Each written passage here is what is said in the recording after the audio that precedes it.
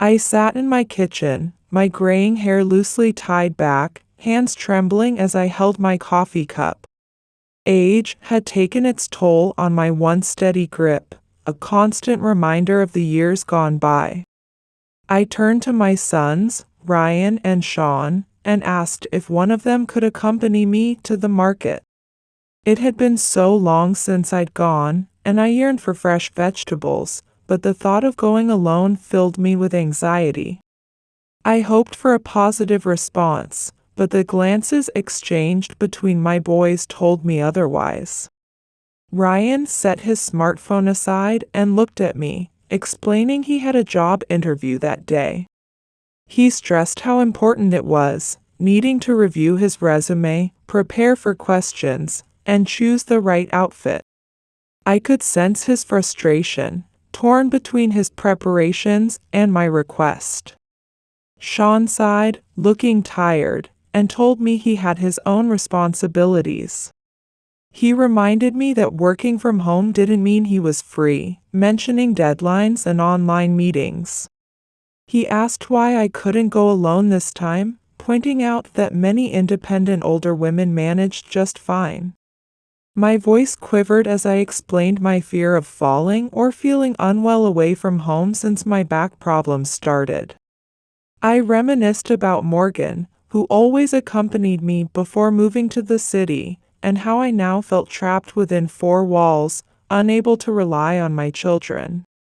I looked at my sons with a mix of disappointment and sadness in my eyes. Ryan, clearly feeling pressured, mimicked my tone when mentioning Morgan, expressing his frustration at the constant comparisons. He reminded me that they had their own lives and responsibilities, and that Morgan had chosen to work in the city with different priorities. Ryan emphasized that Morgan was adopted, not blood-related, and that he and Sean were my Ariella children. He expressed his weariness with the comparisons, pointing out that Morgan had left them to deal with everything while pursuing her career in the city. I stared at Ryan, my voice trembling with emotion as I tried to explain that I wasn't comparing anyone. I just wanted some companionship, some help, after dedicating my life to caring for them. Tears welled up in my eyes, but I stubbornly held them back, determined not to break down. I reminded them of how I had put everything aside for them when they were little, tending to every fever, every scrape, every night terror. Now, at 73, I felt like a burden for asking for a little time and consideration. My voice shook with each word, revealing the depth of my sadness and frustration. I tried to make them understand that I wasn't asking them to give up their lives for me. I just wanted to feel like I was still part of the family, that I still mattered to them. I shared how lonely I felt with Morgan working in the city, and how I had hoped they would see beyond the fact that she was adopted, understanding that my love for her was the same. All I wanted was a moment together, to feel connected to my family again. As I sat there, looking at my sons' faces, I couldn't help but feel a deep ache in my heart. It reminded me of when my own mother had grown older and needed help. Back then, I hadn't fully understood her need for companionship, her fear of losing independence. Now, I am walking in her shoes, and the path is lonelier than I have ever imagined. I thought about Morgan, my sweet adopted daughter, now building her life in the city. Despite the distance, she always found time to call, to ask how I was doing. Her absence left a void, but her love still warmed my heart. I wondered if my boys realized how much those small gestures meant to someone my age. As I looked at Ryan and Sean, I saw not just my grown sons, but the little boys who once clung to my skirts, begging for stories and hugs. Where had that time gone? When had the tables turned so completely? I took a deep breath, trying to find the strength to bridge this growing gap between us. Maybe, just maybe, if I could make them understand, we could find our way back to each other. After all, isn't that what family is all about? With tears still in my eyes, I continued, explaining that I wasn't much trouble these days. I mentioned that I couldn't remember if I was taking blood pressure or joint medication, but I was sleeping most of the day. I paused, staring into space as if reliving a moment of loneliness. When I couldn't get up, I'd sleep on the couch or somewhere in the house, I told them. Even when I was awake, they hardly paid attention to me or made time to be with me, I added, my voice laced with sadness and disappointment. Sean rolled his eyes with a contemptuous look, letting out a sarcastic laugh. He suggested I take more of those pills, hoping it might reduce what he called my dramatic stories. His voice was cold, not hiding his dissatisfaction with the situation. Ryan agreed, saying with an irritated face that they were doing what they could. He reminded me that they had their own lives and couldn't stop everything for what he called my whims. Ryan crossed his arms, his body tense with frustration, saying it wasn't fair to expect them to drop everything whenever I asked. I looked at him with eyes mixed with indignation and sadness, telling him I wasn't asking for much. I pointed out that they were living a luxurious life here, gesturing around to emphasize the comfortable home they lived in. I mentioned feeling lonely, not even bringing up that I was receiving their father's pension while they were grown adults, not even married yet. My words were heavy with the loneliness I'd felt since Morgan had taken that job in the city. I told them they didn't understand how much I was struggling. Ryan lost his patience and suddenly interrupted me. He said he'd had enough and wanted me to stop talking about it. He firmly stated that they weren't Morgan and wouldn't coddle me, insisting they were doing all they could. His voice was harsh, his words tinged with resentment, as he said they weren't obligated to listen to these complaints, especially about my adopted child. I recoiled slightly, his words hitting me like a punch. The kitchen air was thick with tension, each of us absorbed in our own thoughts and conflicting emotions. The conversation had turned into an emotional minefield. The next morning, I woke up feeling groggy and confused, a sensation that had become all too familiar lately. I crawled out of bed and slowly made my way to the bathroom. Ryan's door was slightly ajar, and I could hear the kids talking through the gap. I stopped, feeling a knot form in my stomach. Sean was speaking in a low voice, but clearly frustrated, saying the tranquilizers weren't working as well as they'd hoped. He mentioned that I was still awake for too long, adding that while they knew someone my age should sleep all day, and of course they wanted me to keep living as they couldn't afford to lose the pension. His voice dripped with cynicism, and I felt a wave of nausea and disbelief wash over me. I stood there, frozen in place, my heart pounding in my chest. The words I just heard echoed in my mind, each repetition feeling like a dagger to my heart. Was this really happening? Were my own children, the very ones I'd nurtured and loved, plotting to keep me sedated for a pension? I felt my legs grow weak, and I leaned against the wall for support. The cool surface against my palm was the only thing that felt real in that moment. Everything else seemed like a nightmare I couldn't wake up from. I thought back to all those nights I'd spent rocking them to sleep, kissing away their tears, cheering at their small victories. How had we come to this? A part of me wanted to burst into the room, to confront them, to demand an explanation. But another part, a scared and vulnerable part, wanted to pretend I'd never heard a thing. I felt torn between the love I still held for my children and the betrayal that was searing through my soul then. In that moment, I realized that the loneliness I'd felt before was nothing compared to this hollow ache in my chest.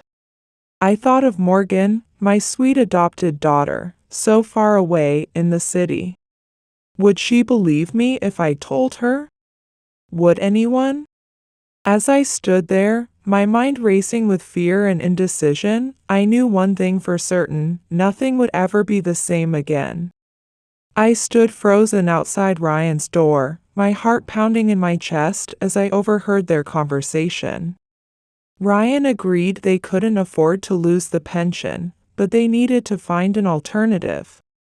He emphasized that keeping Morgan away from me was crucial, as she'd been calling from the city to check on me.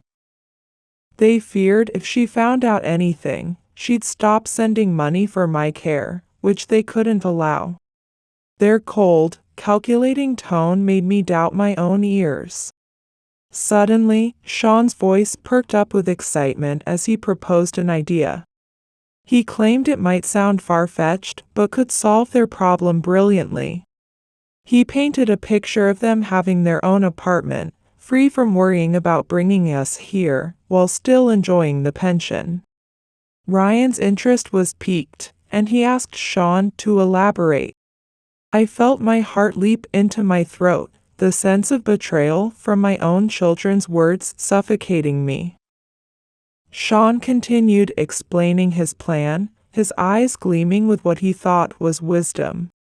He'd found a nursing home, not the best, but one that strictly followed family instructions. They could ensure I couldn't contact the outside world, preventing me from calling Morgan or causing them any trouble. Ryan absorbed the idea, responding with approval. He praised Sean's brilliance, but raised concerns about Morgan's calls, knowing she'd want to speak to me eventually. Sean confidently replied he'd thought of that too. He suggested they could make excuses about me always being sedated, keeping Morgan in the dark. His voice was calculating as he detailed each step of the plan. They could claim I developed Alzheimer's rapidly, forgetting Morgan and making it difficult to talk. Sean's face showed relief as he added they could use doctors' recommendations as an excuse to keep me quiet under caregiver supervision. This would give Morgan more reason to send money, and she wouldn't suspect a thing. Ryan called Sean a genius, saying this would solve all their problems and allow them to extract more money from Morgan. His voice was casual, as if discussing something trivial. I remained hidden by the door, a lump forming in my throat as I listened. Each word cut deeper into my soul than the last. Why would they do this to me? I thought, my inner voice trembling with disbelief. My own children drugging me to sleep, all for a pension? As I stood there, my legs felt like they were made of lead, unable to move. The weight of their betrayal pressed down on me like a suffocating blanket. I thought back to all the sacrifices I'd made for them, the sleepless nights, the missed opportunities, the unconditional love I'd poured into raising them. How could it all come to this? I felt a rush of emotions: anger, hurt, fear, and a deep, aching sadness that seemed to hollow out my very being. For a moment, I considered bursting into the room, confronting them with their cruel plans. But then, what would that achieve? Would they deny it? Try to justify their actions? Or worse, would they accelerate their plan, knowing I'd overheard? I realized, with a sinking feeling, that I was no longer safe in my own home. My mind raced to Morgan, my sweet adopted daughter, so far away in the city. She was the only one who still showed genuine care for me, and now I understood why they were so keen to keep her away. I knew I had to act fast, but what could a 73-year-old woman do against two grown men determined to put me away? As I stood there, trembling with fear and indecision, I made a silent vow to myself. I would not go quietly into that good night. I had raised these boys, given them everything, and I would not let them rob me of my dignity, my freedom, or my connection to Morgan. Somehow, some way, I would find the strength to fight back.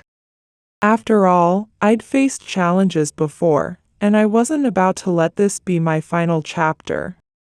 With a deep breath, I steadied myself. It was time to make a plan of my own. I stood there, overwhelmed by the most cruel betrayal I could never have imagined. Tears began to stream down my face as I quietly left, each step filled with despair and devastation. I need to talk to Morgan, I told myself as I slowly made my way back to my room, realizing I didn't even know my daughter's phone number. The realization hit me hard, choking me with a sense of helplessness. I stared at my reflection in the mirror, feeling the wrinkles on my face etching the passage of time and emotions. Each tear carved a path on my skin, carrying stories of love, sacrifice, and now, unimaginable betrayal. How could I have been so blind? I asked myself again, my inner voice trembling with disbelief and pain. I raised them, nurtured them, loved them, and now they see me as nothing but a source of income. My heart traced memories of when my children were small, recalling their innocent smiles and tight hugs. Where did I go wrong? How did a child's love turn into greed? Doubt gnawed at me, filling my heart with deep lament. As I closed my eyes, the tears kept flowing, each drop a mixture of helplessness and despair. I gave them everything, sacrificed my dreams, and now I've become nothing but an obstacle to them, my inner voice whispered in sorrow. Was my love so insufficient? Did I fail to leave even a trace of empathy in them? Ryan insisted they needed to accelerate their plan and hide all the phones so I couldn't contact anyone. Sean agreed, saying they should maintain the Alzheimer's lie if I tried to talk to anyone, ensuring no one would believe me. His determination was unwavering, ready to put their plan into action. Sean took out his cell phone, saying he'd contact the nursing home right away. He told Ryan to call Morgan and tell her my condition had worsened and I'd lost consciousness, preventing her from trying to talk to me and ensuring she'd continue sending money. Ryan nodded, saying he'd handle it and they'd take me to the home as soon as they got approval. Their resolve was clear, intent on executing their plan regardless of the consequences. I was overcome by an uncontrollable drowsiness, likely from the medications my children had been secretly administering. I thought of Morgan, my sweet adopted daughter, so far away yet so close to my heart. How I longed to hear her voice, to warn her of what was happening. But even in my drug-induced haze, I knew I had to be strong, to find a way out of this nightmare. I'd faced challenges before, raising 3 children alone after my husband's death, working multiple jobs to keep food on the table. This was just another mountain to climb, albeit one I never expected to face. I made a silent vow to myself.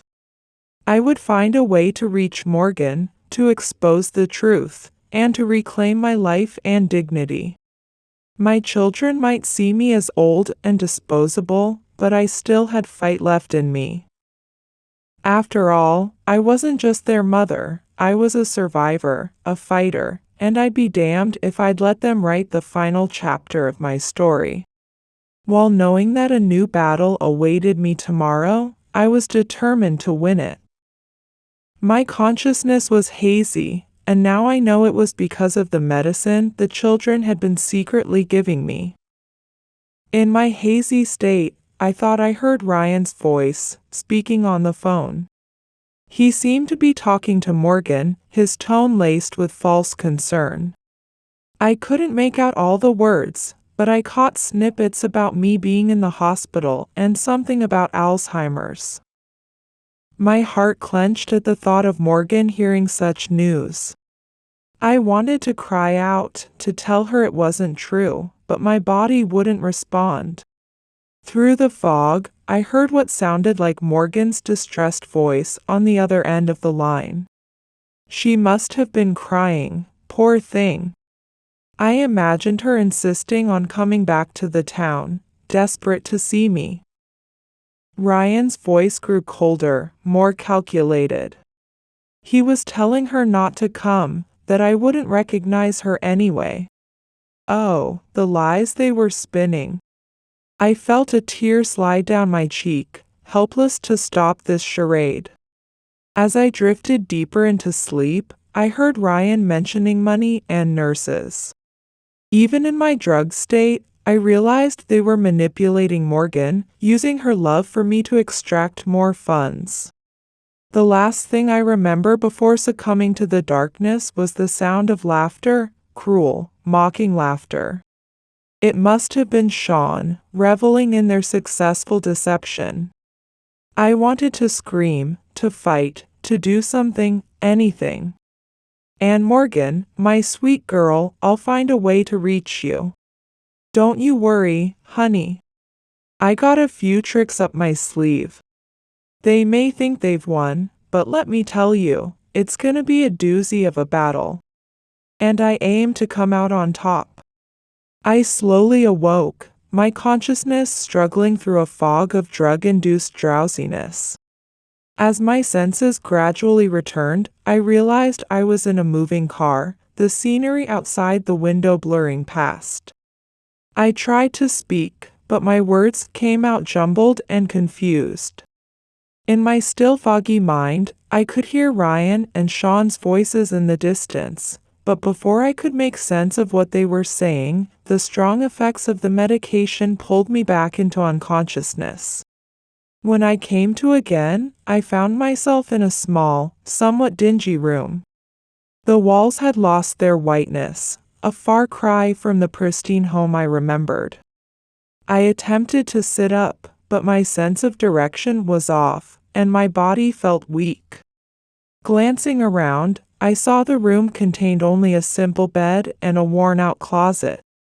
Hearing footsteps in the hallway, I called out for help. A nurse appeared at the door, her expression uninterested and cold. Summoning all my strength, I began to explain my situation. I told her I was a 73-year-old woman of sound mind, that I didn't need to be in a place like this. I explained about the sleeping pills and my children's desire for my pension, my voice trembling but determined to be heard. The nurse paid little attention to my words, responding in an emotionless, detached voice. She told me to cooperate, stating that this was my home now and warning me not to cause trouble unless I wanted to be sedated with an intramuscular injection. Her cold words chilled me to the bone. Inwardly, I realized they must have told the staff I had Alzheimer's. A sense of despair washed over me, crushing my hope like a heavy curtain. I prayed for strength, unsure if I could endure much more suffering.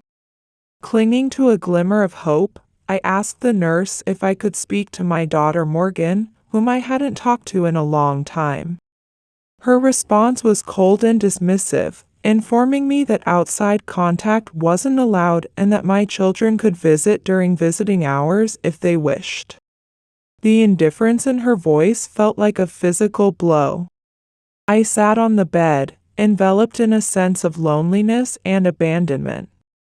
Looking towards the window, I could see only a sliver of the outside world through a small gap. While the world outside was bathed in light, for me, time seemed to stand still in that tiny room. As I sat there, my mind drifted back to happier times. I remembered the day Morgan came into our lives, her bright eyes and infectious laugh filling our home with joy.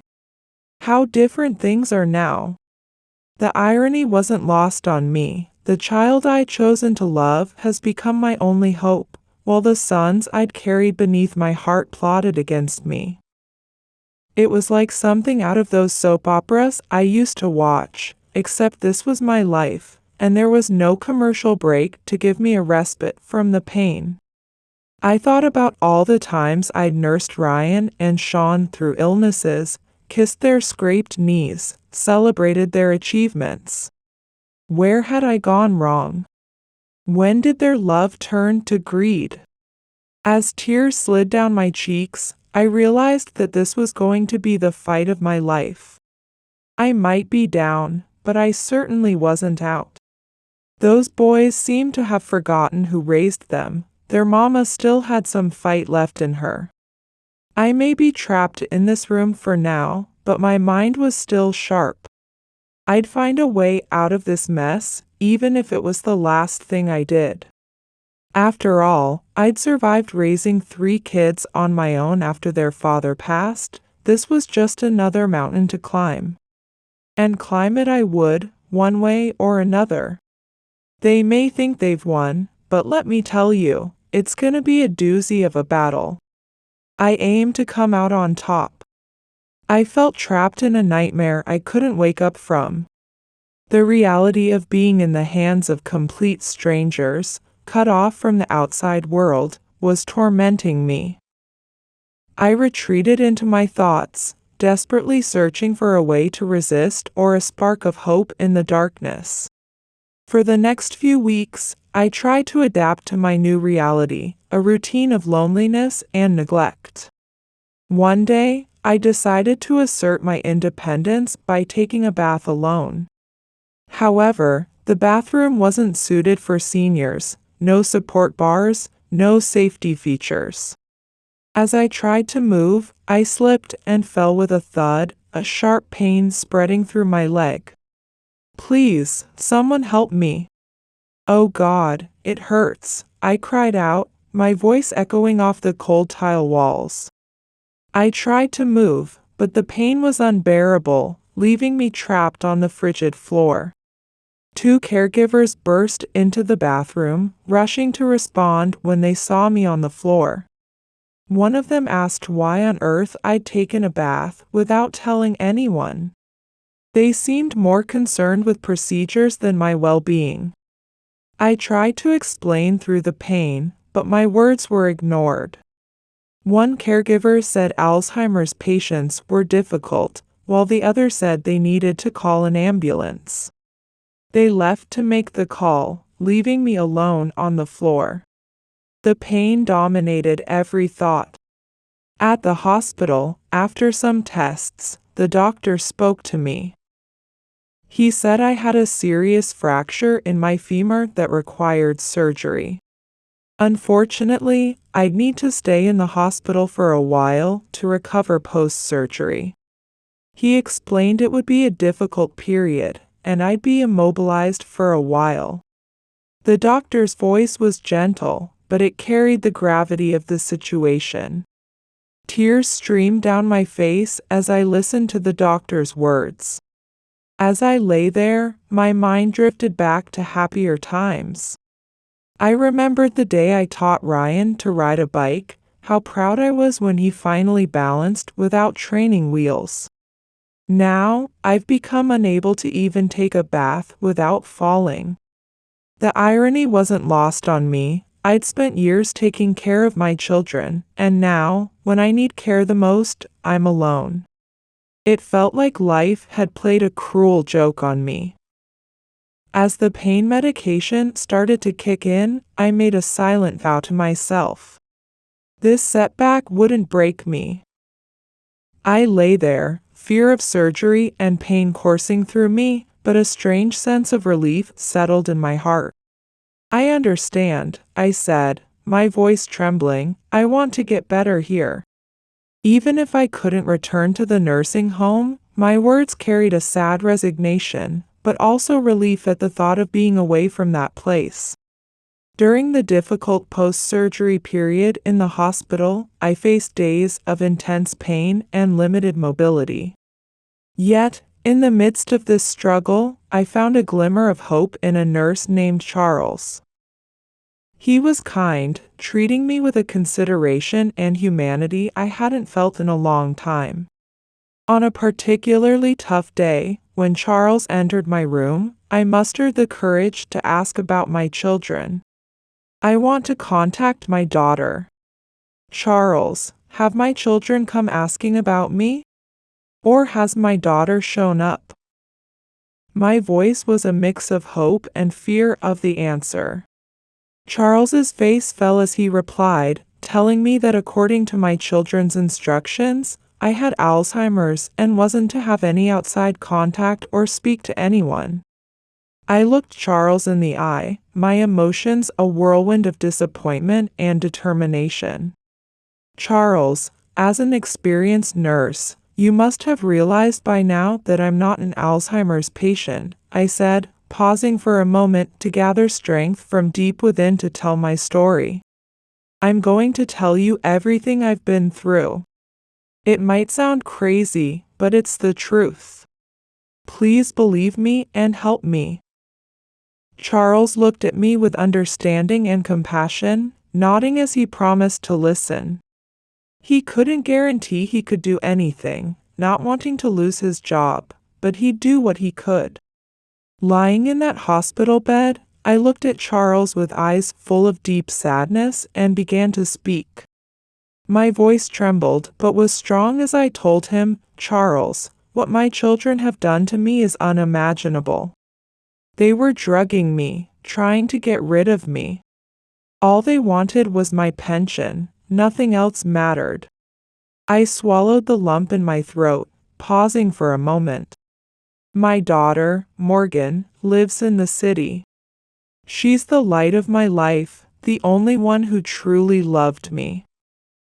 I sighed, tears starting to stream down my face. As I spoke, memories flooded back. Christmas mornings with the kids, their laughter filling the house as they tore into presents. How different things are now. I thought about all the times I'd stayed up late, sewing Halloween costumes or baking for bake sales. Where had I gone wrong? When did their love turn to greed? I looked at Charles, hoping he'd believe me, praying he'd help. "I know it sounds like something out of a bad movie," I said, "but I swear on everything I hold dear, it's the truth." I felt like I was standing on the edge of a cliff, teetering between hope and despair. If Charles believed me, maybe, just maybe, I could find a way out of this mess. But if he didn't, well, I didn't want to think about that. I lay there, my voice filled with pain as I continued my story. Every word I spoke was heavy with my anguish and feelings of abandonment. But my sons cut off all contact between us. "I know nothing about my daughter, not even what they've told her," I said, my heart aching with each syllable. "I just want her to know the truth, what they did to me and how much they've lied to her." I closed my eyes, seeking a moment's refuge from the storm of emotions. Charles listened in silence, his expression shifting from concern to shock. He expressed his sympathy, his voice laced with empathy and indignation. He couldn't believe children could do such a thing to their own mother. I could sense his helplessness, but also his desire to help somehow. "Please, Charles," I pleaded, my voice a mix of desperation and hope, "contact my daughter. She's my only salvation. I can't go back to that terrible place." Charles hesitated, mentioning his fear of the consequences if he got caught. Then he paused, thoughtfully, and asked if I had my daughter's phone number. My heart sank as I replied that I didn't, explaining that my children always made the calls. The frustration in my voice was palpable, each word a reminder of my vulnerable situation. After a moment's thought, Charles asked for my daughter's full name. "Morgan Smith," I answered proudly, my eyes shining with love and hope. She has my last name. Charles promised to try and find her, determined to help me reunite with my daughter and escape the cruel fate my sons had planned for me. The next day, as the first rays of sun lit up the room, Charles entered with a mix of anxiety and joy on his face. Still weak from pain and surgery, I looked at him expectantly. He asked about my condition while checking the monitors, then continued in a low, careful voice, saying he had news. A wave of hope washed over me as I replied, my voice trembling. Please, Charles. Let it be what I'm thinking. You're my guardian angel, my last hope. My eyes shone with a mixture of anxiety and anticipation, clinging to the possibility of good news. Charles cautioned me to speak softly, glancing around to ensure we weren't overheard. He pulled out his phone and showed me a social media photo, asking if it was my daughter. Tears of joy welled up in my eyes as I nodded vigorously. Yes, that's my Morgan. I cried, a smile forming on my lips for the first time in weeks. Charles, infected by my emotion, smiled back and explained. He'd found a photo of me and her, sent her a message explaining everything about my fall, my son's actions, my recovery in the hospital, and my need for her. He'd left his number in case she wanted to confirm the story. I grabbed Charles's hand in gratitude and excitement, telling him he might have saved my life with this act. Every word I spoke was sincere, expressing my deep appreciation. Charles nodded, feeling the weight of his actions. Now we wait for her response, he said, putting away his phone and glancing around once more to ensure our conversation hadn't been overheard. We both knew we'd gotten away with it, for now. We were in a race against time, but now we had a new thread of hope. As I lay there, my mind raced with memories and possibilities. I thought back to the day I'd adopted Morgan, how her bright eyes had lit up when I'd first held her. Now, she was my lifeline, my beacon of hope in this storm. I prayed Morgan would respond quickly, that she'd believe Charles's message. Please, God, I whispered, let her come. Let her save me from this nightmare.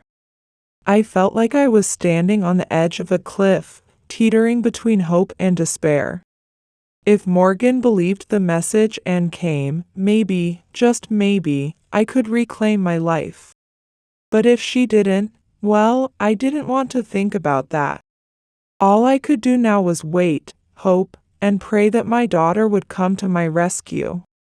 I didn't know it at the time, but Charles received a call from Morgan on his way home from the hospital. Later, he told me about their conversation, and I could just imagine the scene. My sweet Morgan, her voice filled with anxiety and desperation, asking if the message was true. Oh, how my heart ached thinking of her distress. Charles, bless his heart, confirmed everything and explained my situation. He told her about my surgery, the lies my boys had told, and how they'd been drugging me. I could almost hear Morgan's sobs through Charles's retelling. She said she felt so guilty that she should have come back to the town to check on me. My poor baby, thinking she could have prevented this somehow. If only she knew how those boys of mine could spin a tale. Why, back in my day, we'd have called them snake oil salesmen, smooth as butter and twice as slippery. Morgan told Charles she was coming on the first flight out. I felt a glimmer of hope hearing that, like a warm ray of sunshine breaking through storm clouds. Charles said he felt relieved but worried after the call. I couldn't blame him, he'd stuck his neck out for me, and it was a doozy of a risk he'd taken. But Lord knows, I was grateful beyond words. As I lay there in that hospital bed, Waiting for my Morgan to arrive, I couldn't help but think of all the times I'd waited for her when she was little. Waiting for her first steps, her first words, her first day of school. And now, here she was, coming to my rescue. Life sure has a funny way of turning tables, doesn't it? I prayed that she'd arrive safely, that we'd be reunited soon. Those boys of mine might think they'd won, but they'd forgotten one important thing. A mother's love is the strongest force in the world. And with Morgan by my side, well, let's just say this old gal still had some fight left in her. It was going to be a bumpy ride, but I was ready. I remember that evening as if it were yesterday. Charles walked into my room with a barely suppressed smile and a twinkle in his eye. He told me he was about to leave, but there was someone who wanted to surprise me. As he slowly opened the door, he reminded me not to get too excited, given my leg. My heart was racing, hardly daring to believe what might be possible. And then, there she was, my Morgan, her eyes brimming with tears and love. I felt a wave of emotion wash over me, joy and relief mingling together, momentarily making me forget the pain in my leg. Morgan rushed to me, embracing me with a strength that spoke of longing and worry. She apologized through her sobs, saying she was sorry for leaving me with those idiots, and promising it would never happen again. I returned her embrace with all the love a mother could muster, tears streaming down my face. I told her she had nothing to apologize for, that she'd always been my pride and joy, my success as a mother. If anyone should be asking for forgiveness, I said, it was me. I admitted that I should have been stricter with Ryan and Sean. My voice was a mix of regret and sadness as I gestured to my current situation. Morgan's response was fierce and determined. She said she'd always known my love and never doubted it. She called Ryan and Sean bad people and vowed not to rest until they paid for everything they'd done to me. Her words were a solemn promise of justice and protection. She swore they'd never know peace again and that I was safe with her, even if it meant taking me to the city. In that moment, mother and daughter were reconnected, not just as family, but as allies on a journey of healing and redemption. The next morning, sunlight filtered through the curtains, illuminating Morgan's face as she woke from a night spent in the chair beside my bed. She looked at me and declared that a lawyer would be coming soon to discuss legal action against Ryan and Sean. Her voice was firm, filled with determination for justice. Though still frail, I nodded, bolstered by my daughter's presence. I agreed to do whatever was necessary, but worry crossed my face as I asked about her job. Morgan reassured me, saying she'd spoken with her boss and could work online for the bank. She added that her position had allowed her to earn enough to be comfortable for a few years, even if she needed to quit to take care of me. Before the lawyer arrived, Charles entered the room with a sad expression. He told us someone had informed the hospital director about bringing an outsider to my room, and he'd been fired. His voice was tinged with obvious sadness as he expressed concern for his young daughter, but said he'd find another job somehow. He felt he'd done the right thing, even though his attempts to explain the situation had fallen on deaf ears. Morgan stood up and hugged Charles, apologizing for what had happened and calling him the angel of my life. She offered financial help, but Charles declined, insisting it had been a heartfelt assist and it would be unethical to accept. As I lay there, watching this exchange, I couldn't help but marvel at how life can turn on a dime. One minute you're alone and helpless, the next you're surrounded by love and support. It reminded me of those old soap operas I used to watch, where the heroine always triumphed in the end. But this wasn't fiction, this was my life, and by golly, it was about to get interesting. I thought about Ryan and Sean, those boys I'd raised, and felt a mixture of anger and sadness. Where had I gone wrong with them? But then I looked at Morgan, my sweet girl who'd come to my rescue, and I knew I must have done something right. As we waited for the lawyer, I steeled myself for the battle ahead. Bring it on, I thought. Mama's coming back, and she's bringing reinforcements.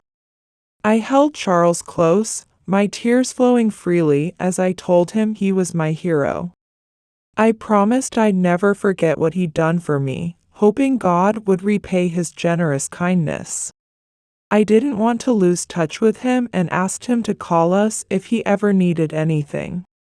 Charles, clearly moved, thanked us both and sincerely offered to testify against my sons if needed.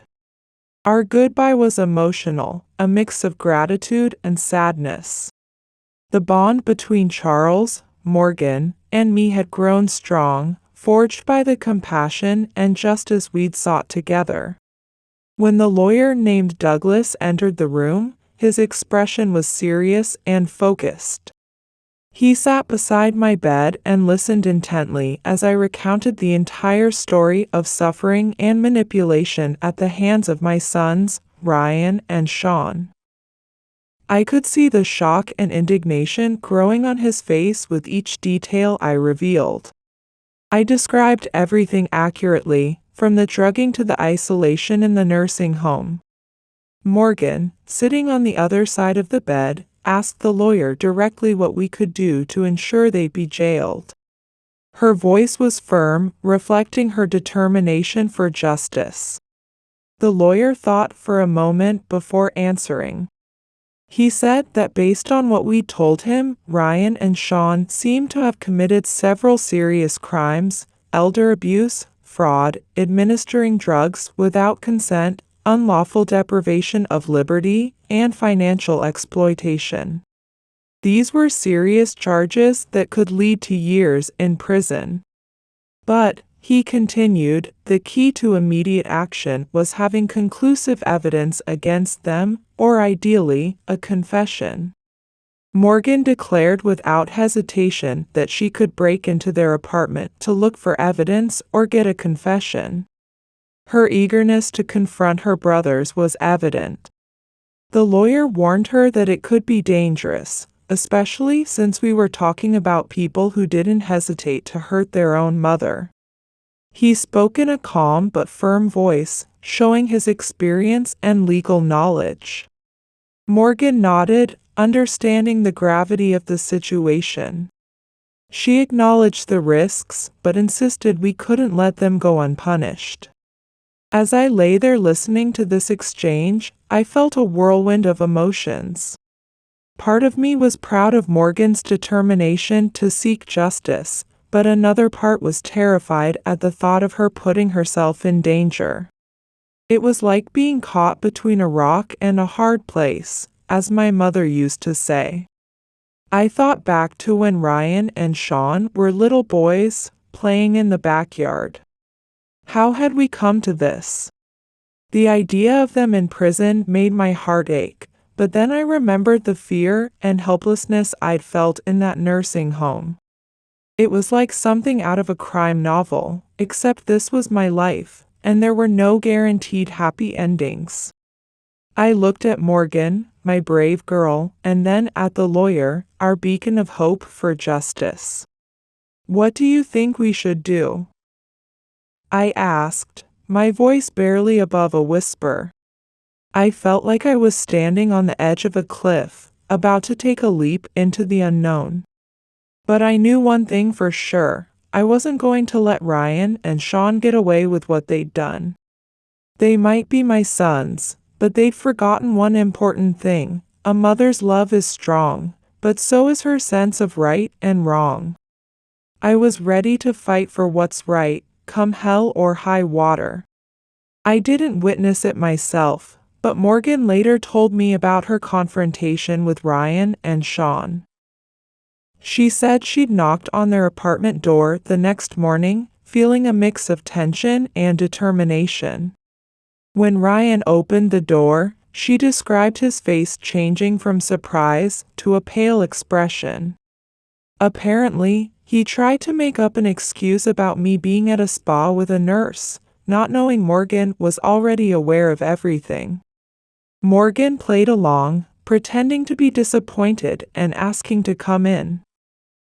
She told me how she quickly set up her phone to live stream and record once Ryan left her alone in the living room.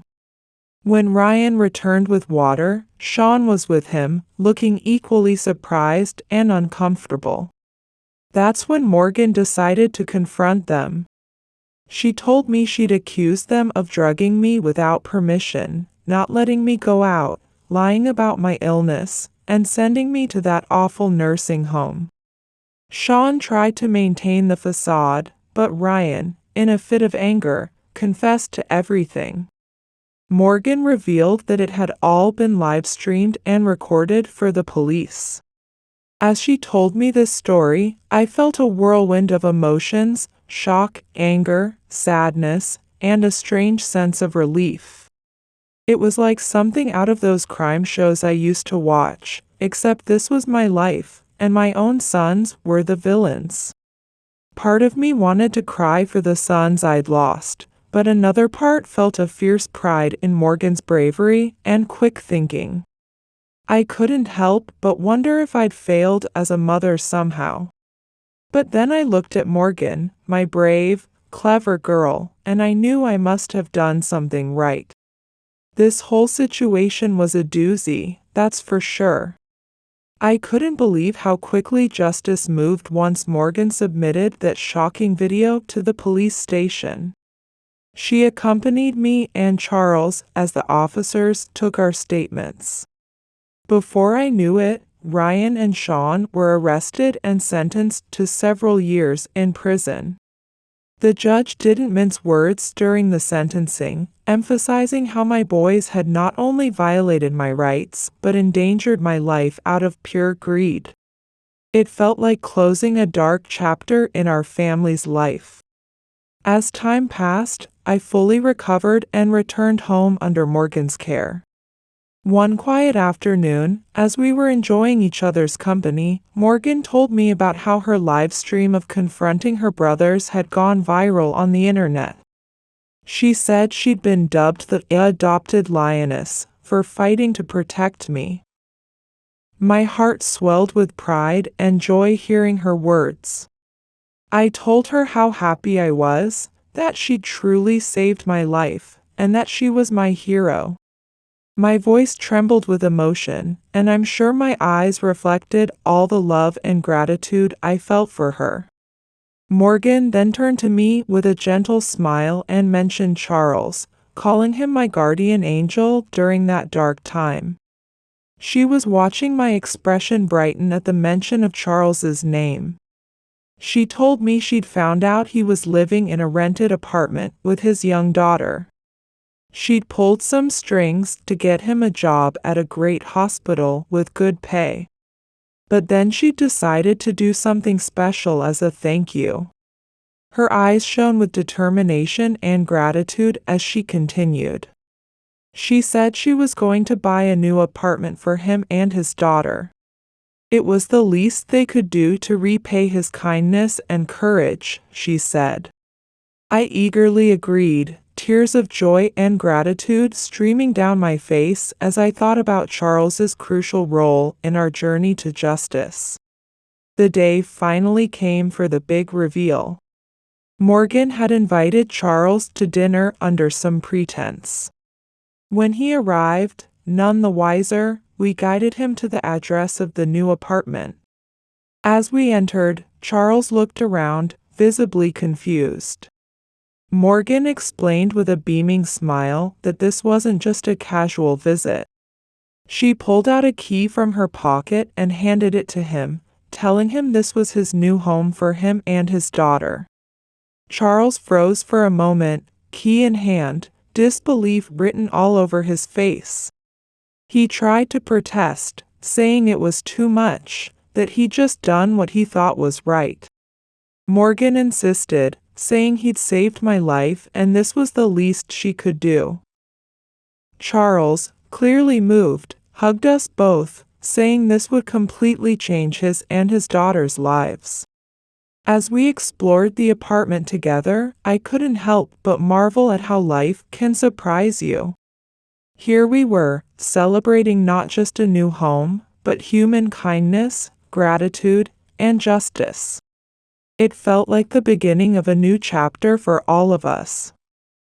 As I watched Charles's daughter run excitedly from room to room, I thought about how our past adversities had paved the way for a brighter future. It reminded me of something my mother used to say, every cloud has a silver lining. Who would have thought that the darkest moment of my life would lead to this? It was a doozy of a journey, that's for sure. But standing there, surrounded by the people who'd fought for me, I felt nothing but gratitude.